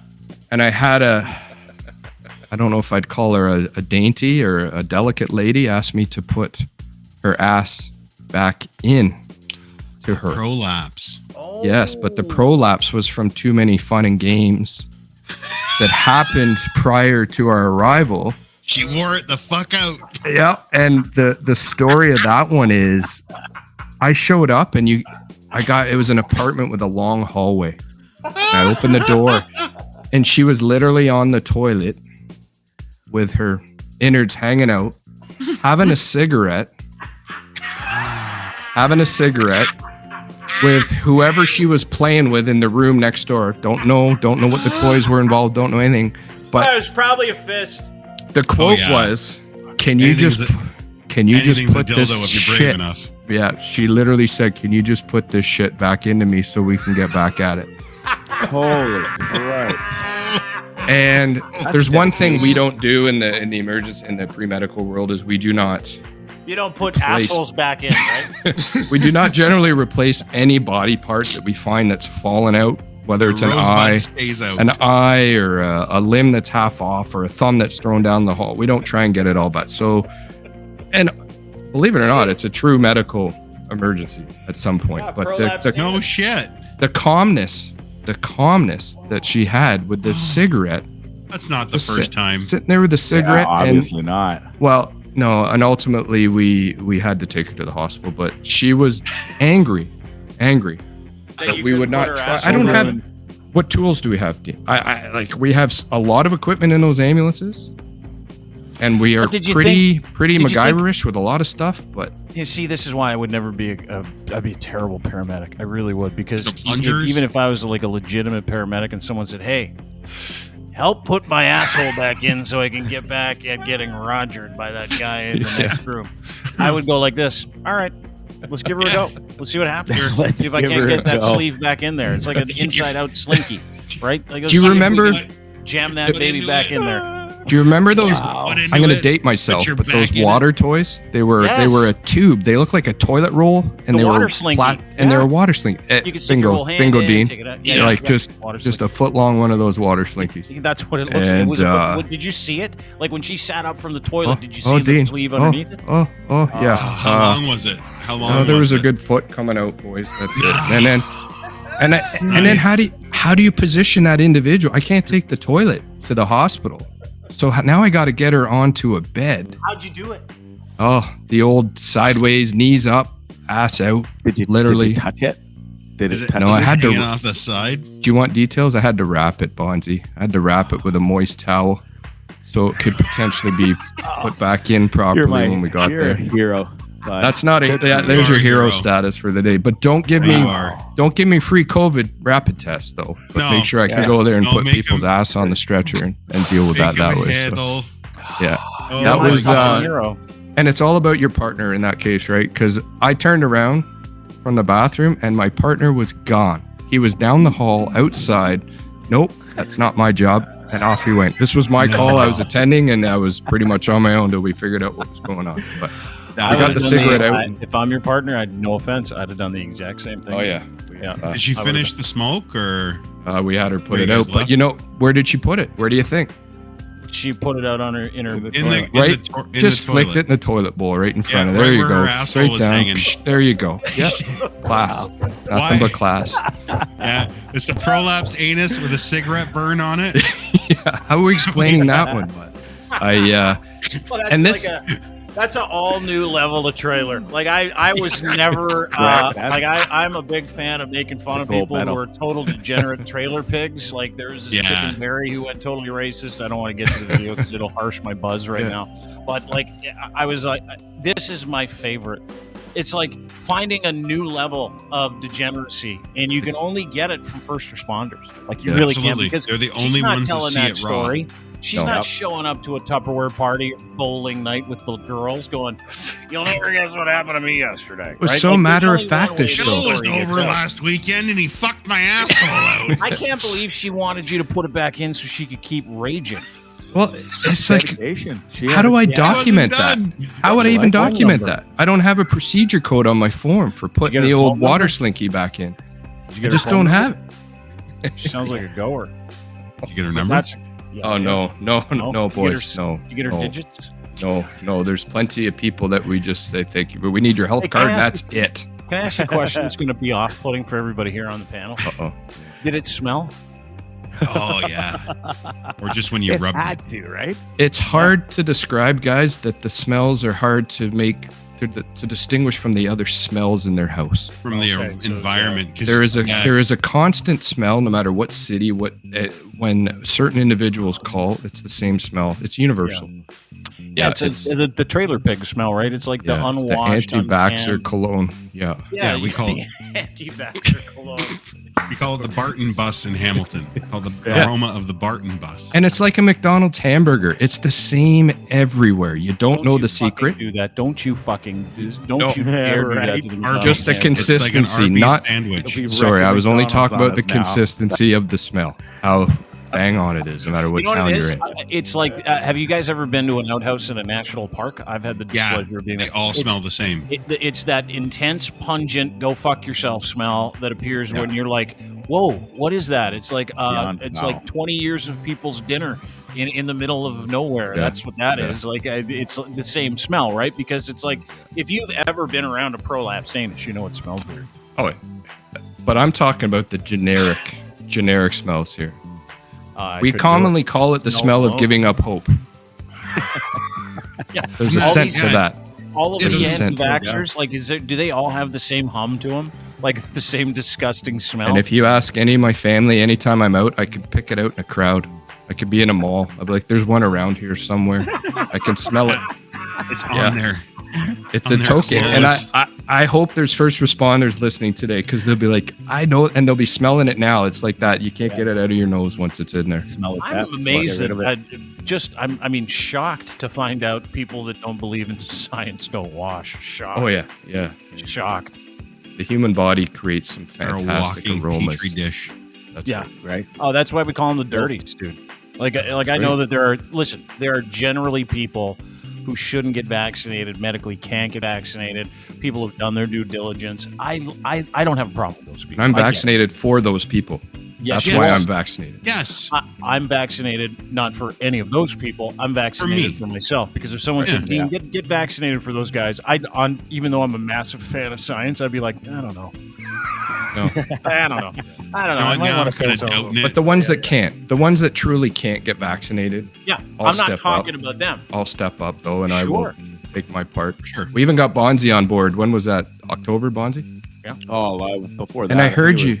August, September. I even heard you ranting last night or the last pod about, man, these guys got to get vaccinated. And I was cheering in the background going, man, it was only months ago where we were trying to tell Bonzi to get this thing. It's going to suck. Yeah. You could be in the category of stinky bastard, and you're not.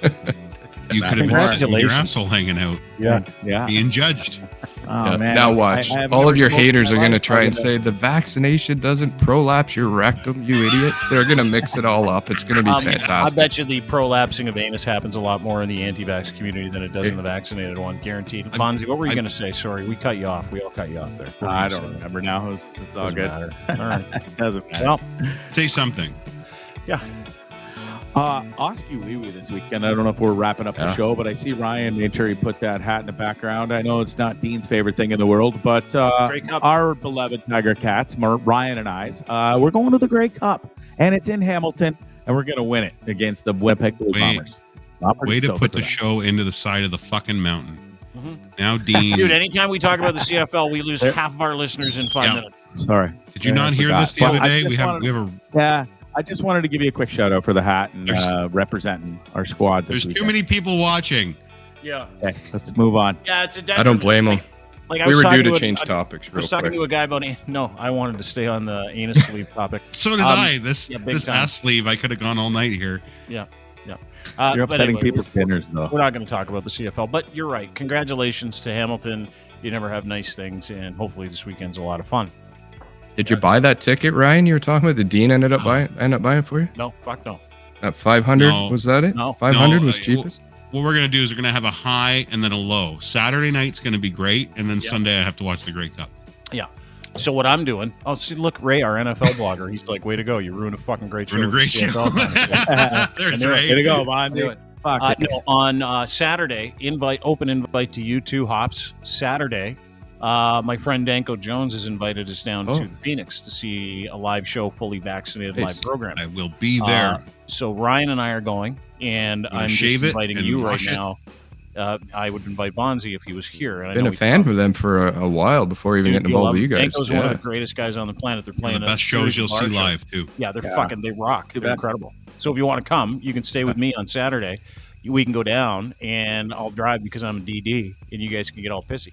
I heard you can get blood clots if you stay at Dean's house. I'll just go right to the Phoenix. Yeah, just go reach at the Phoenix. But we'll talk about it. So I'll see everybody here at Danko on Saturday. We'll see Bonzi. He's coming home. He's going to be on the program next week live from Edmonton, Alberta at Lachlan's house, masturbating on all the fine linens that she has. Everywhere. Which will be a lot of fun. Everywhere. Ryan Lilly, the host of the Sheeple Shepherd podcast. Are you coming this way, Bonzi, or what? You staying out west? Yeah. No, I'll be coming back to Ontario, and we'll definitely be hooking up. A few weeks. Yep. All right. We'll get you back. That is Brad Hopper. Get a rapid from Offload test Delay. first.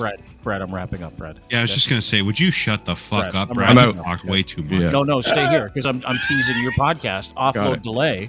The name of the podcast, First Responders, talking about things that first responders care about because no one's paying attention to our beautiful first responders other than Brad and us, because we love you. We love you. So that is Brad Hopper. Get his new podcast called Offload Delay, wherever you get your fine podcasts, including DeanBlundell.com. Follow him at BradHopper14. Nailed your fucking Twitter handle today, by the way. I'm shocked. My last podcast was amazing. His last podcast was the best one he's done yet, just so you know. The best podcast I've actually heard. Yeah. Ashley was great. She was really good. Somebody in the comments said more Ashley too. Fuck you guys. Yeah, less Ryan, more Ashley. Yeah, she is. I'm going to try and go live, so I'm going to be picking your brains, guys, to go live. Right. I think I want to try doing that side. So. See how easy it is to go live? See the energy that it is for live? When you're recording, there's no energy. You're like, we can fucking sound how we want. This is energy. This is fucking energy. We talked about Jussie Smollett today. We talked about rapid tests. Foot-long assholes. We talked about foot-long assholes. Wow. Yeah. We did a lot. We shit all over WestJet. I'll never fly WestJet again. We're all Air Canada all the time now. Fuck WestJet is Cheers right. to Air Canada. 100%. Cheers to them. Yep. I learned a lot today. I never thought I'd say those words. Hey, good job, Air Canada. But you know what? Good job, Air Canada. Fuck, here we are. Listen, boys, Ryan, I'll see you tomorrow. Guys, thank you very much. Brad Hopper, Greg Bonzi, and of course, Ryan Lindley from Sheeple Shepherd, guys. Love you guys. Have a great weekend. Love you too, brother. Love you all. Be safe. See you soon. Be safe, travel safe, be nice to each other. As long as people are being nice to you, be nice back. No one's nice to you, just walk away. That's what I do. Oh, you're not nice. I just won't talk to you. I'm not going to yell at you. I'm just going to let you stew in the misery of you being you. I don't care. Dean, you're a fucking prick. Yeah, you still got to go to bed with your dirty, toxic mind tonight, so have fun. I don't care. Don't care. That's the way you got to be. Thanks, everybody. Merry Christmas as we wind down to the Christmas break, of which I'll have none.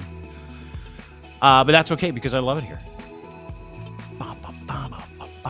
And I work at home, so it's not that big of a deal. Thanks to our friends and sponsors, Easy Auto Financial. If you're looking for a vehicle, easyautofinancial.ca. They take all the guesswork out of buying a car, including getting your financing, which you don't have to pay for. There's no obligation for any of it either. easyautofinancial.ca. Need a car? Bad financing? Good credit? Doesn't matter. They don't care. They take care of everything, and they're pros at it.